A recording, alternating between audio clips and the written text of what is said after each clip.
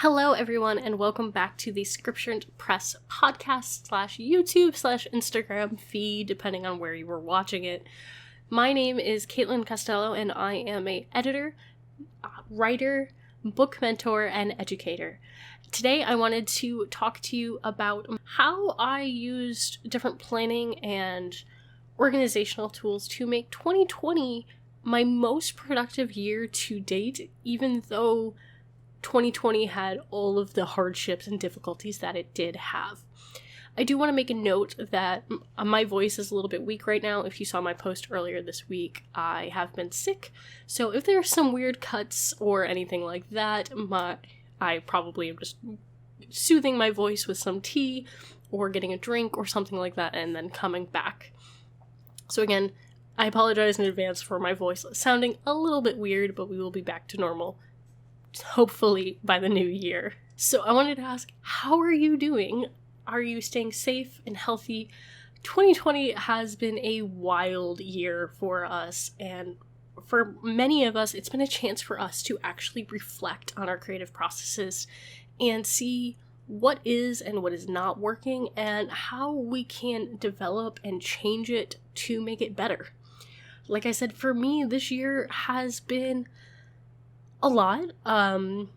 Outside of writing, my day job is working in the arts and funding the arts, so you can definitely imagine how it has been a major challenge this year since many people were not able to go forward with things as they had planned. But I found this year was actually, in many ways for my business, really beneficial. It gave me the chance to step away when I needed to and really rest and reflect on my process.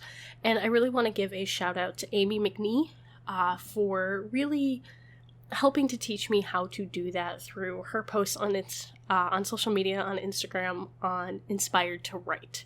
This year I have been making time for myself outside of my work, and it's helped me to be very productive. I do want to preface this with, while I do work in the arts and in arts funding, have been blessed to still continuously work. I still hold a full-time job. It's just mainly transferred to being virtual.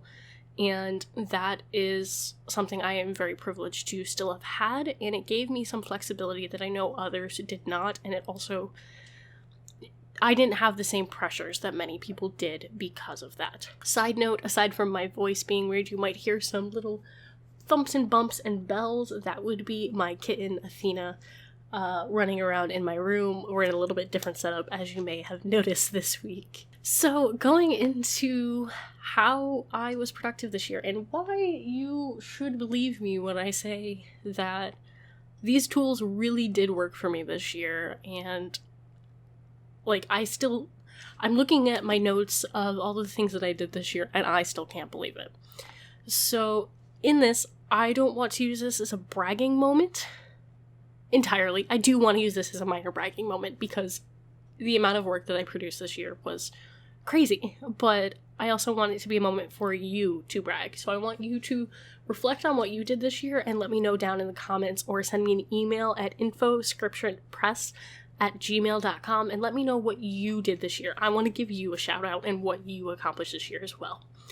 So, on that note, when I went through and was really reflecting on what I did this year and goal setting for next year, I went through each of my social media platforms and different places that I post and create content and wanted to see what I did.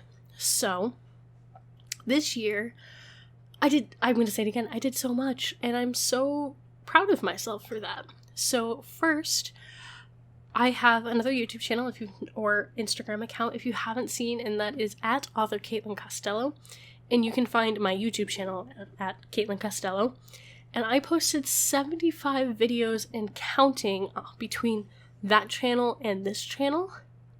This does include the podcast version of my audiobook, as well as live streams.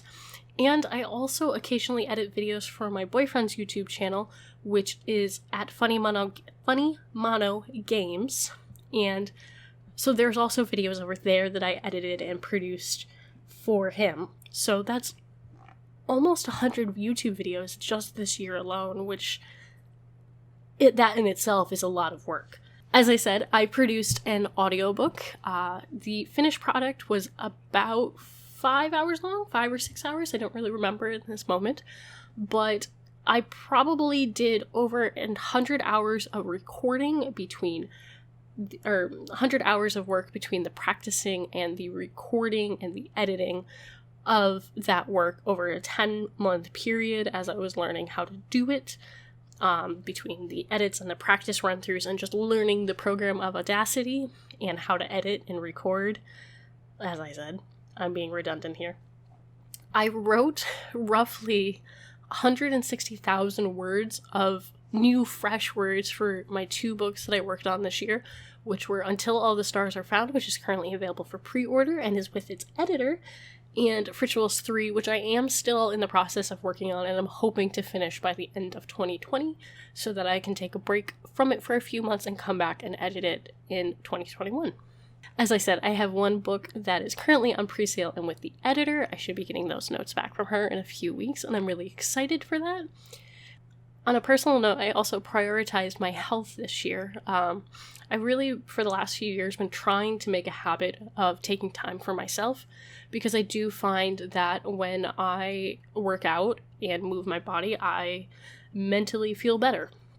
So I started tracking my yoga hours sometime in May, and I tracked over 16 hours of yoga that I tracked during the year, and I ran over 400 miles.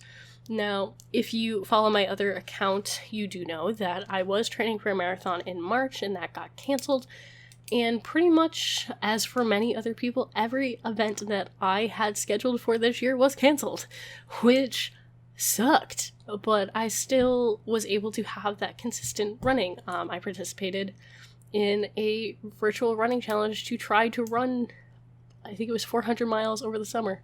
I got to about 2 something, I don't remember exactly what that number was, but taking that time for myself, outside of my day job, outside of my writing time, was really important, and I did that. And that is a lot of stuff that are just like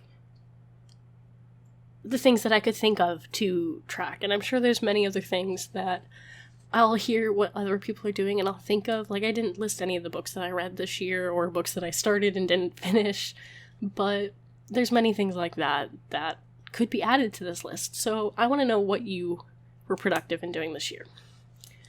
Now, even I am sitting here and going, how the hell did I manage to do all of that? That is a ton of work, and I'm proud of myself because I did.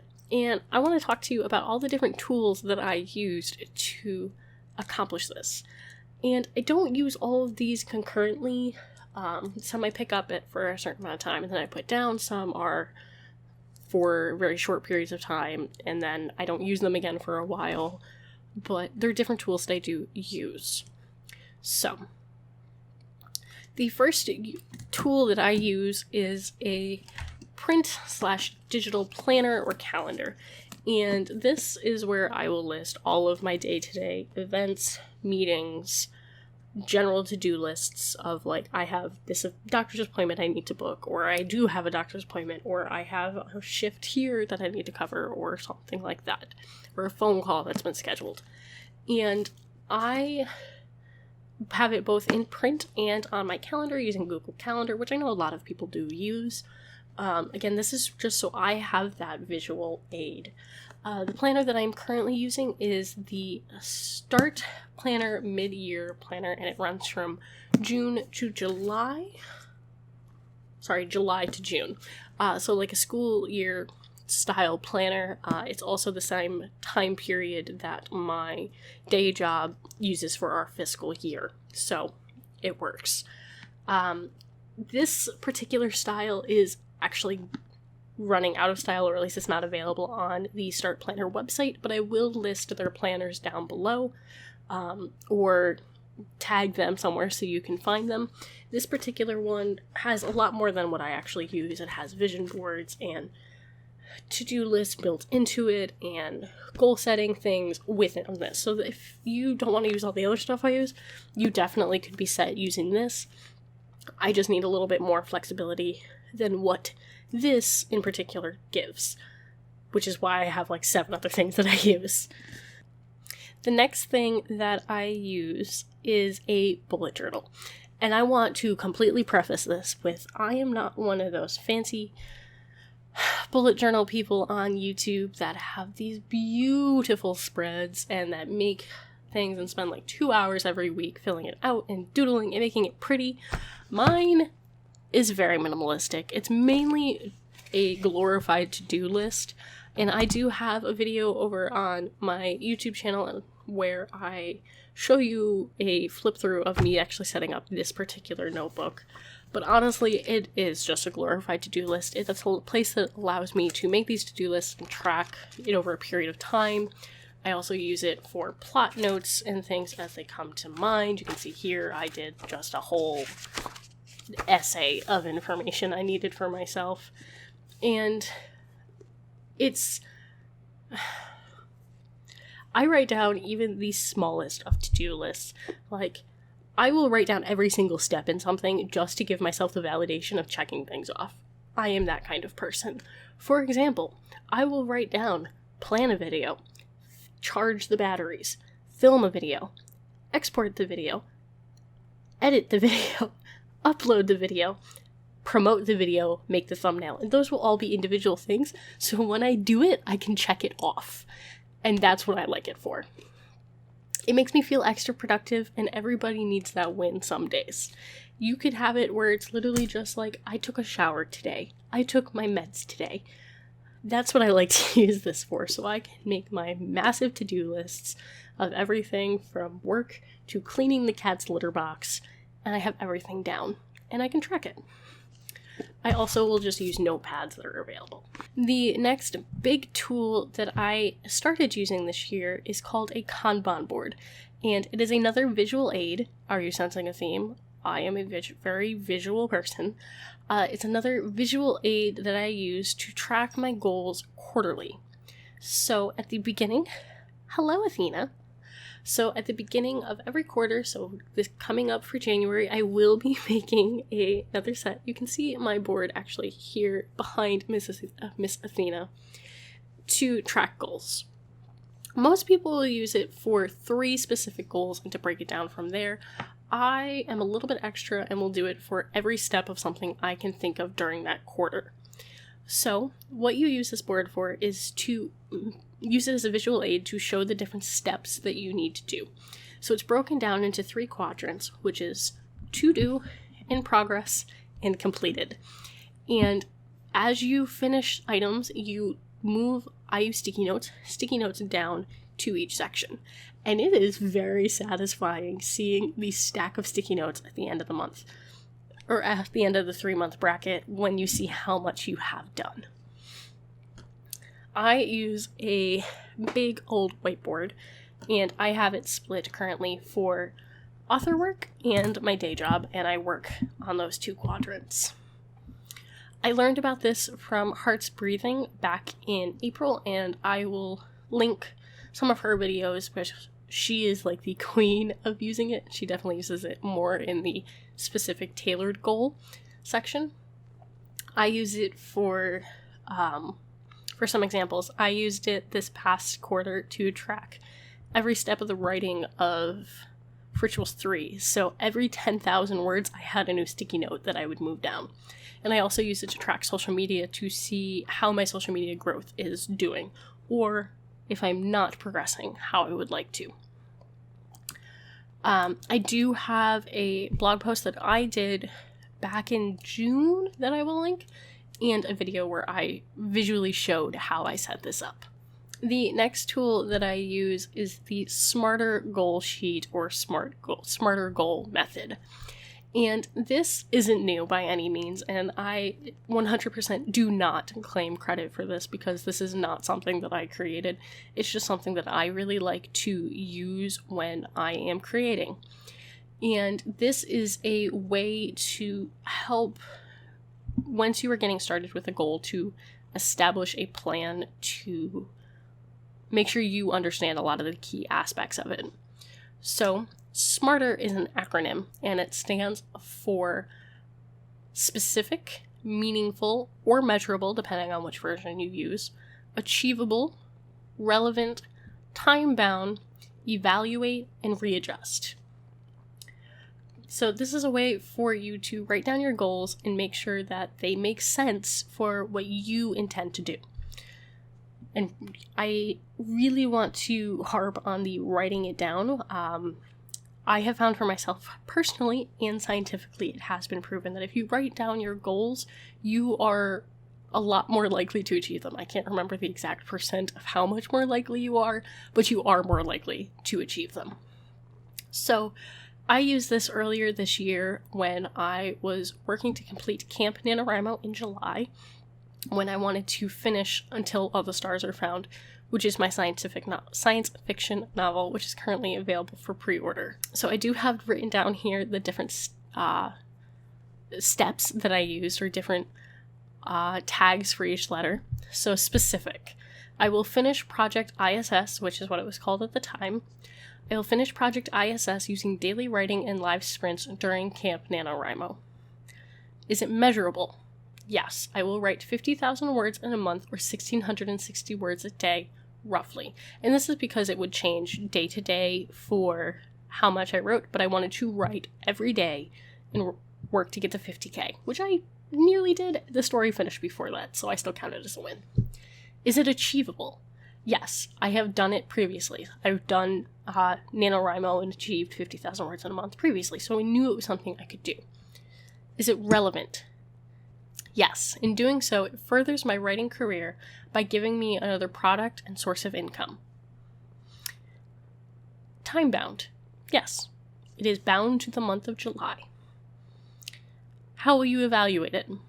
I will track my daily word count and readjust. I will change the word count as needed with more or less words per day.